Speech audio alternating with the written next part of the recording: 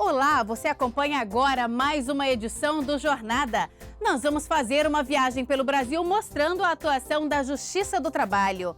No programa de hoje, uma reportagem especial sobre a rescisão indireta. Em que situações o empregado pode romper a relação de emprego sem perder as verbas trabalhistas previstas em lei? No quadro Direitos e Deveres, as dúvidas do barbeiro e do dono da barbearia vão ser respondidas por um juiz de Curitiba, no Paraná. Em Belém, no Pará, projeto Padrinho Cidadão ajuda a reduzir os índices de violência e de trabalho infantil em comunidades carentes. E em Parnaíba, no Piauí, nós vamos conhecer o trabalho de uma artesã que confecciona objetos trançando a palha de carnaúba. Tudo isso e muito mais, o nosso Jornada começa agora.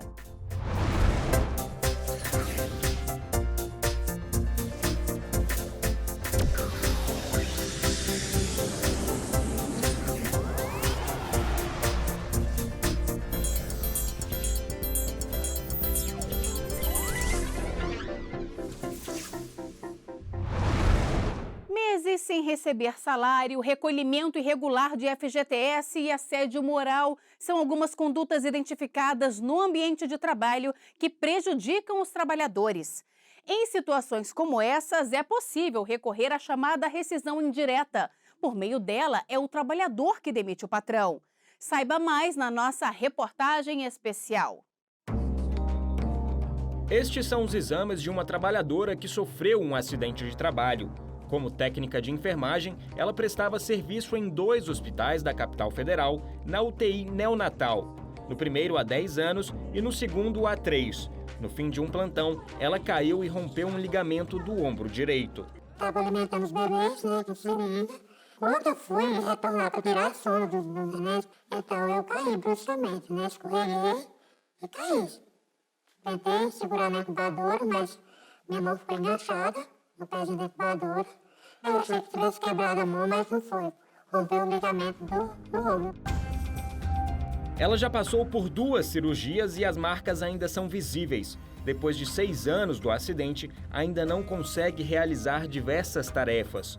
Um dos hospitais, segundo a profissional, a obrigou a continuar trabalhando da mesma maneira, sem respeitar os laudos e atestados que demonstravam que ela não tinha mais condições de prestar o serviço. Eu me senti assim, muito humilhado e menosprezado pelo hospital. Na empresa você trabalhou um tempão. Quando você estava boa, você era elogiado, porque eu nunca deixei falha nenhuma, nunca. Não chegava atrasado, não dava motivo para nada. Mas quando eu precisei do hospital, eles não foram capazes nem de arcar com um tratamento meu, que até o meu governo, eles cortaram. O caso foi parar na Justiça na 3ª Vara do Trabalho de Brasília. Na sentença, a magistrada responsável pelo caso avaliou que o hospital exigiu serviços superiores às forças da trabalhadora, além de colocar em risco a segurança dos recém-nascidos. A empregadora foi condenada a pagar as verbas trabalhistas à técnica de enfermagem, que havia pedido a rescisão indireta. Uma relação de emprego é regida pelo contrato de trabalho entre empresa e empregado. Neste documento existem várias regras a serem cumpridas, baseadas na CLT, a Consolidação das Leis do Trabalho. Caso o empregado descumpra alguma dessas regras, ele pode ser demitido por justa causa. Mas e se acontece o contrário? Se a empresa descumpre o contrato e desrespeita o que foi prometido ao trabalhador? Neste caso, existe a rescisão indireta. É como se a empresa fosse demitida pelo empregado. De acordo com o artigo 483 da CLT, determinadas situações podem resultar em rescisão indireta. Entre elas, a exigência de serviços superiores à força do trabalhador, superiores hierárquicos que tratam o subordinado com rigor excessivo, descumprimento das obrigações do contrato, ofensas à honra e à boa fama do trabalhador, violência física e redução do trabalho que afete sensivelmente o salário. Uma decisão unânime da primeira turma do Tribunal Regional do Trabalho da Bahia condenou um banco a pagar a rescisão indireta deste bancário de 75 anos, dos quais 56 anos eram de serviço na instituição. Querdoval estava doente e possuía estabilidade, não podendo ser demitido. O trabalhador relatou que teve todas as atribuições retiradas pela empresa, o que para ele foi uma grande humilhação. Eu que fui gerente geral, primeiro me rebaixaram para gerente adjunto, depois para contador, me botaram numa salinha, isso antes, muito antes. Foi terrível. O banco foi condenado também a pagar aviso prévio, férias e outros direitos trabalhistas. O caso ainda não foi concluído porque a instituição bancária pode recorrer da decisão do TRT da Bahia. Nossa equipe conversou com o advogado do empregado, que explicou a situação. O empregador o colocou de lado, deixou de dar a ele o trabalho, inclusive as senhas para acesso à computação, porque trata-se de casa bancária. Ele não tinha uma carteira sequer para atender seus clientes, porque ele era gerente geral. Então ele ficou, na verdade, como se fosse um empregado decorativo, ou seja, sem nenhuma atribuição da empresa. O caso de uma professora universitária que teve redução de todas as horas-aula foi julgado no TST recentemente. No processo trabalhista, a professora alegou que no primeiro semestre de 2009, ela ministrava 7 horas-aula por semana e que a faculdade, sem qualquer justificativa, alterou o contrato de trabalho para 3 aulas por semana. No segundo semestre, foi para 2 aulas semanais, até que 6 meses depois, a faculdade suprimiu todas as aulas ministradas pela professora, deixando a carga horária zerada. Por causa disso, a professora pediu a rescisão indireta do contrato de trabalho e a condenação de diferenças salariais referentes aos semestres. A defesa da faculdade argumentou que, por causa da baixa procura para o curso de letras, a instituição de ensino foi obrigada a reduzir consideravelmente o número de vagas, o que veio a afetar diretamente a professora. O caso chegou ao TST depois que a faculdade recorreu da decisão do Tribunal Regional do Trabalho do Rio de Janeiro, que, ao manter a sentença que declarou a rescisão indireta do contrato, condenou a instituição de ensino ao pagamento das diferenças salariais e verbas trabalhistas. O relator na 7ª turma, ministro Cláudio Brandão, manteve a rescisão indireta, já que a redução das horas-aula pela faculdade prejudicou o salário da professora. O ministro Alexandre Agra Belmonte ainda cita mais algumas possibilidades em que é possível considerar a rescisão indireta. Há outras situações que dizem respeito à pessoa do trabalhador.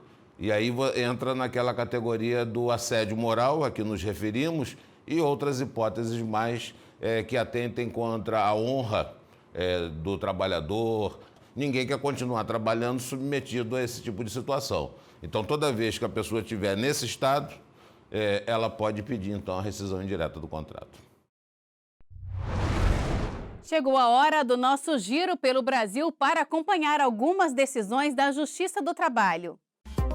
O TRT do Rio de Janeiro aceitou o pedido de rescisão indireta do contrato de trabalho de um frentista que teve valores roubados por assaltantes descontados do salário. O tribunal entendeu que o posto de combustíveis tentou transferir para um empregado os riscos do empreendimento, o que é vedado pela legislação trabalhista. O trabalhador vai receber todas as verbas rescisórias como se tivesse sido dispensado sem justa causa, além de indenização e os montantes descontados. A segunda vara do trabalho de Brasília condenou a empresa a pagar R$ 3.000 por danos morais a um analista de suporte que sofreu ameaças do superior hierárquico pelo aplicativo de mensagens WhatsApp. Para a Justiça do Trabalho, houve excesso no uso do poder diretivo, afetando a honra e a moral dos empregados. A Justiça do Trabalho em Minas Gerais condenou uma empresa de logística a pagar R$ 10.000 de indenização por dano moral a um caminhoneiro que ficou impedido de comparecer ao velório da mãe, porque a empresa se negou a enviar o motorista para locais mais próximos de sua residência. Para o TRT, a empresa causou um prejuízo irreparável ao trabalhador. Daqui a pouco, as dúvidas trabalhistas do barbeiro e do dono da barbearia vão ser respondidas por um juiz de Curitiba, no Paraná. E ainda hoje, no quadro Meu Trabalho é uma Arte, vamos conhecer uma artesã que confecciona objetos trançando a palha de carnaúba. Nós voltamos em instantes.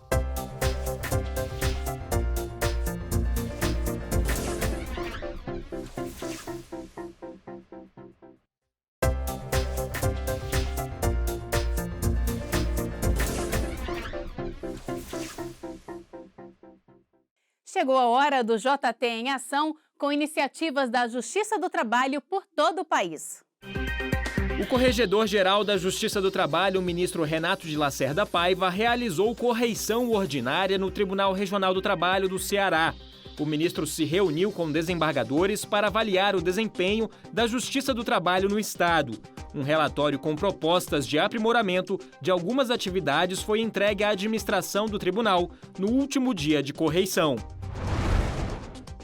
E no TRT do Mato Grosso, mais de 350 crianças visitaram o estande da Justiça do Trabalho no projeto Multiação, no município de Várzea Grande, próximo a Cuiabá. A exposição ofereceu jogos educativos de prevenção a acidentes no trabalho e de combate ao trabalho infantil. O regional também ofereceu serviços à comunidade como falha ouvidoria, consulta a processos trabalhistas e a distribuição de cartilhas e informativos. O Tribunal Regional do Trabalho de Pernambuco doou à ONG Moradia e Cidadania 200 quilos de materiais eletrônicos que já não tinham mais utilidade. Foram montados pontos de coleta onde servidores e visitantes podiam fazer o descarte. Equipamentos em condições de reparo vão ser encaminhados pela ONG ao Centro de Recondicionamento de Computadores Marista e depois doados para instituições carentes voltadas para educação e desenvolvimento social. Patrões e empregados sempre têm dúvidas sobre as leis trabalhistas. Hoje o quadro Direitos e Deveres vai até uma barbearia ouvir as perguntas de um barbeiro e do dono do negócio. Quem responde é um juiz de Curitiba, no Paraná. Veja só. Se eu trabalho no domingo, tenho direito a receber hora extra ou folga? Se estamos diante de um empregado que tem um contrato de trabalho com o salão ou com o proprietário do salão, ele tem direito a uma folga semanal, preferencialmente aos domingos. Então, se ele trabalhar aos domingos, por exemplo, é possível que ele tenha uma folga em outro dia da semana, mas necessariamente dentro da semana. Ele não pode trabalhar 7 dias seguidos sem folga. Se isso acontecer, ele tem direito de receber as horas que ele trabalhar aos domingos em dobro, ou seja, com pelo menos 100% de acréscimo. Sendo trabalhador autônomo, ele que vai decidir se ele vai trabalhar domingo, se ele vai trabalhar feriado, se ele vai descansar, se ele vai trabalhar na segunda, enfim, ele que vai estabelecer quais dias da semana ele vai trabalhar. Se ele optar por trabalhar aos domingos, ele não vai ter direito a uma folga compensatória mesmo, porque ele que estabeleceu o dia de trabalho que ele deveria realizar a sua função, o seu trabalho normal. O barbeiro autônomo tem o mesmo direito trabalhista do barbeiro assalariado? Não tem os mesmos direitos, porque o barbeiro autônomo, ele não tem a sua relação com o dono do salão de beleza ou com o salão de beleza regulada pela CLT. E enquanto que o trabalhador empregado, aquele que tem a CTPS, a carteira de trabalho assinada, esse tem a sua relação regulada pela CLT e também pelo artigo 7º da Constituição. Portanto, eu diria que praticamente todos os direitos que o empregado tem, o trabalhador autônomo não tem. Metade do valor recebido pelo meu trabalho deve ser repassado para o meu patrão? Sendo empregado, é absolutamente vedado o repasse de qualquer percentual para o dono do salão ou para o salão de beleza. No entanto, veja, se nós estamos diante de um trabalho autônomo, por exemplo, se houver um acordo, se não houver dúvida de que é um microempreendedor individual, o trabalhador, e que ele não está subordinado ao dono do salão ou aos representantes do salão de beleza, então dependerá do acordo que for feito entre este trabalhador autônomo e o dono do salão de beleza. Então, se houver um acordo entre o trabalhador autônomo, no sentido de que o valor do aluguel represente, por exemplo, metade do valor que é cobrado do cliente, em tese é possível, né, que haja este ajuste. Mas quero frisar, desde que se trate de um trabalhador autônomo de fato.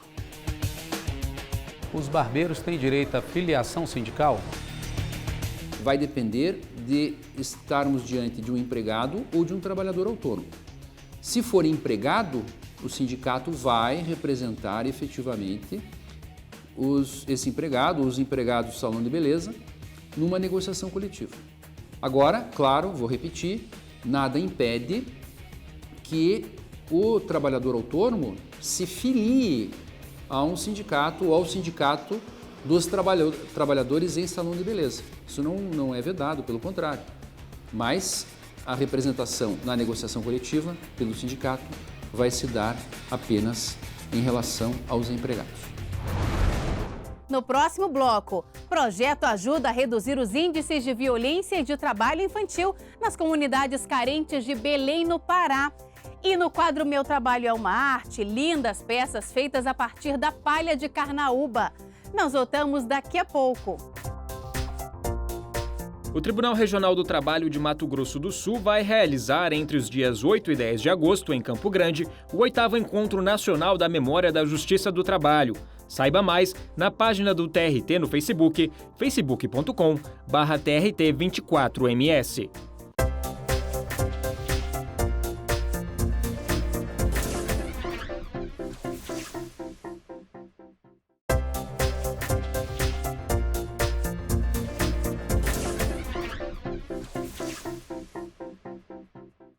Em Belém, no Pará, uma ação ligada ao Programa de Combate ao Trabalho Infantil e de Estímulo à Aprendizagem da Justiça do Trabalho tem ajudado a transformar a realidade de crianças em comunidades carentes.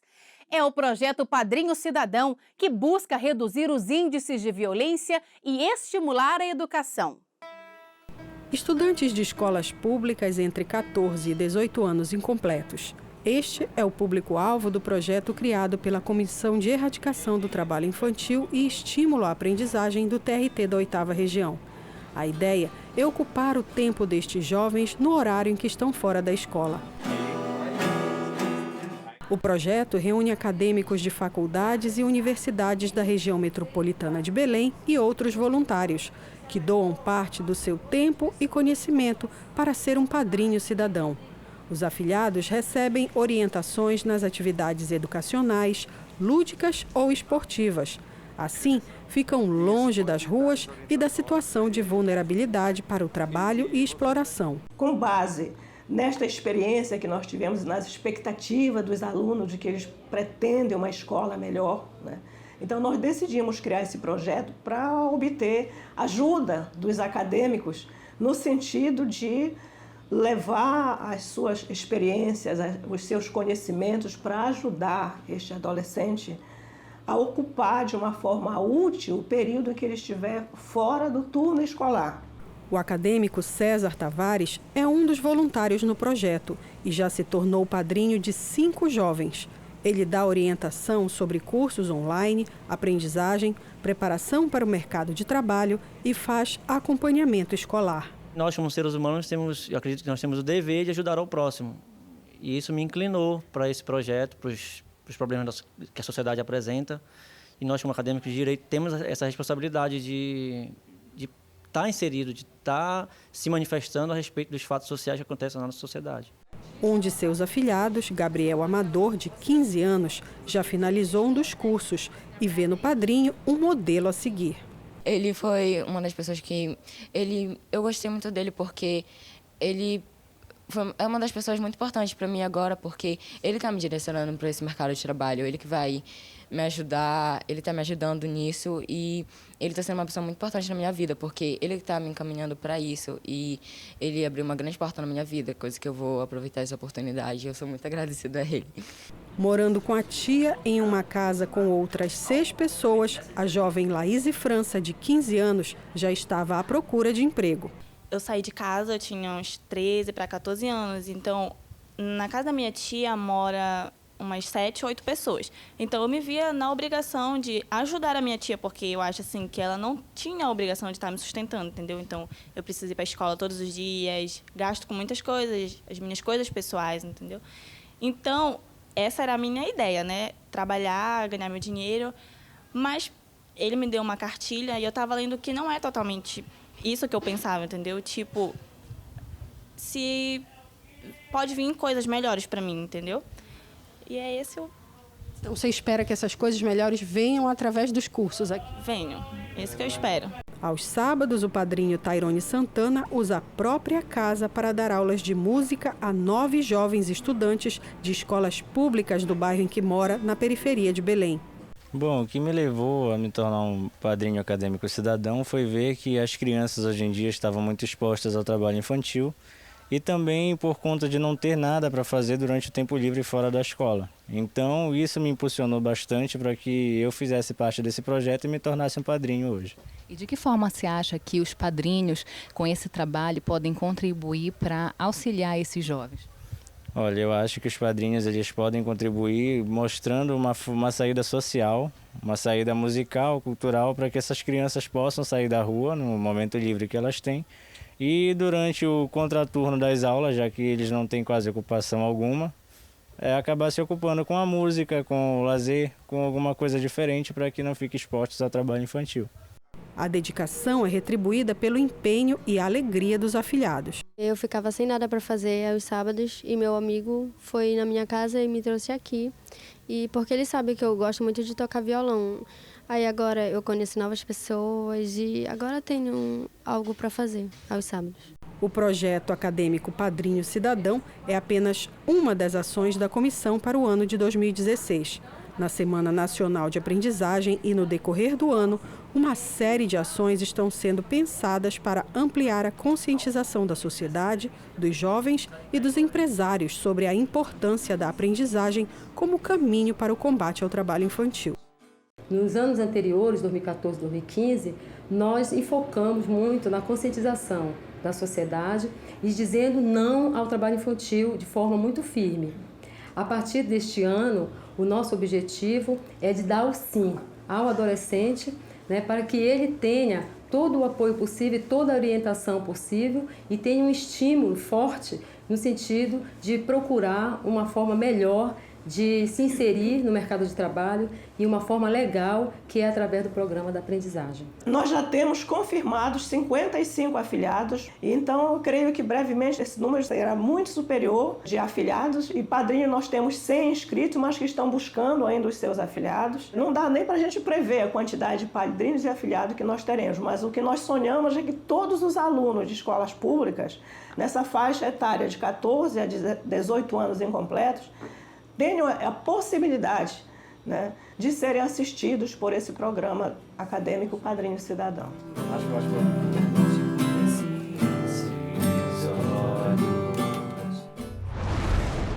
Agora nós vamos até Parnaíba, no Piauí, conhecer o trabalho de uma artesã que confecciona objetos trançando a palha de carnaúba. Além de úteis, as peças são uma representação artística da região Nordeste. É o que você acompanha no quadro Meu Trabalho é uma Arte. A carnaúba é uma árvore encontrada no Nordeste brasileiro, principalmente nos estados do Ceará e Piauí. Muitos a conhecem como árvore da vida. Isso porque ela oferece várias utilidades. As raízes têm uso medicinal, como eficiente diurético. Já as palhas servem para extrair a cera, que é usada na composição de cosméticos, por exemplo. A palha de carnaúba é também muito utilizada para desenvolver peças artesanais, como bolsas, cestas e mandalas. Tudo é feito à mão, o que chama a atenção dos turistas da região e se torna fonte de renda da população local. Francisca, mais conhecida como Pitica, aprendeu a desenvolver as peças com a palha de carnaúba desde criança com a mãe. Hoje, esse é o seu trabalho, que é realizado na Associação Trançados da Ilha Grande de Santa Isabel, município de Parnaíba. A entidade foi criada há 16 anos e conta com a participação de 25 famílias da comunidade. Antes era um grupo de 8 mulheres que produziam. Depois, em 2000, foi formalizada a Associação de Artesãos Trançados da Ilha, hoje já com 16 anos, que na época foi um projeto da Ruth Cardoso, Artesanato Solidário, que onde tinha matéria-prima em abundâncias, eles criaram esse projeto e a gente foi contemplado. Eles ficaram trabalhando com a gente durante um ano, capacitando a gente, fazendo com que a gente, depois de um ano, pudesse trabalhar com as próprias pernas. As peças são feitas por encomenda. Cada trabalhadora recebe pelo que prepara e 20% ficam na associação para a compra de materiais. Os 20% que fica na associação a gente utiliza para comprar o material, anilina, palha da carnaúba, porque assim, a gente tem matéria-prima em abundância, a gente pode chegar lá e retirar. Só que é um pouco complicado, aí a gente pede o rapaz para retirar e paga ele. Antes de trançar a palha manualmente para produzir os modelos criados por elas, é preciso seguir um passo a passo. Primeiro a gente vai no mato, recolhe a palha, aí traz, aí separa, a gente chama de centro de olho. Um tanto para riscar e o outro a gente coloca no sol para secar para poder enrolar a palha riscada. A parte do tingimento, a gente separa os óleos, às vezes os mais escuros ou os mais amarelos e os mais brancos, para não misturar, porque senão dá tingimentos diferentes. Daí a gente pinta, vamos supor, 20 olhos em cada panelada. A tinta pode ser diluída em álcool, mas a gente prefere diluir ela em água, que pega bem mais palha, porque ela tem que cozinhar. São horas de trabalho e dedicação. Às vezes, mesmo quando a associação está fechada, Francisca acaba dando um jeitinho de atender os clientes que chegam. Tudo para que todos fiquem satisfeitos. Quando a gente termina uma peça, aí chega um cliente e diz: nossa, que peça linda, você sabe que foi você que fez essa peça, foi. Aí é que é o gratificante pra gente. O trabalho de Francisca e das companheiras do Instituto é uma arte que marca a história e a cultura de Parnaíba. Onde o produto é exposto, é impossível não elogiar. Só em você pegar uma simples palha de carnaúba e transformar em uma mandala, em um suplá, em um porta-prato, e você vê suas peças sendo usadas em um restaurante. Quando a gente passa aqui vendo essas peças sendo utilizadas em um restaurante, isso é uma arte. Não tem como você comprar feito, você tem que contratar uma pessoa para fazer.